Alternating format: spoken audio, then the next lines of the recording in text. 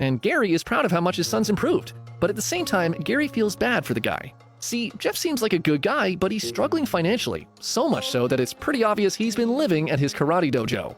So, wanting to help him out, Gary starts inviting Jeff over for dinner and occasionally lets him stay the night. Over the next few months, Jeff becomes a close family friend.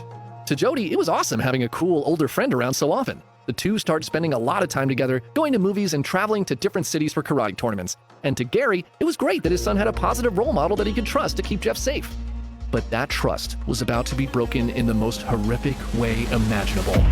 On February 14, 1984, Jeff asks Gary's wife if he can borrow her car to visit his uncle and if Jody can come along for the ride. She doesn't see anything wrong with this, so she hands over the keys and tells them to have fun. A few hours later, Jeff calls and says they decided to stay the night at his uncle's place and will be back the next day. But when the next day comes and goes with no sign of Jeff or Jody, Gary and his wife start to worry that something terrible may have happened. They contact the police, who begin searching for the boy and his instructor. But despite their efforts, there's still no trace of either of them. Hours turn into days, and Gary's worry slowly turns into dread that the worst has happened. The police soon launch a countrywide search to bring Jody back home, and all the while, Gary can't stop imagining all the horrible things that may have happened to his son.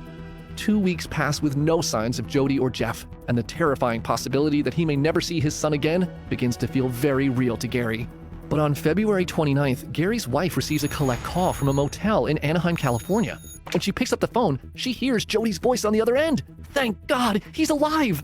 The police quickly trace the call and pinpoint Jody's exact location. 30 minutes later,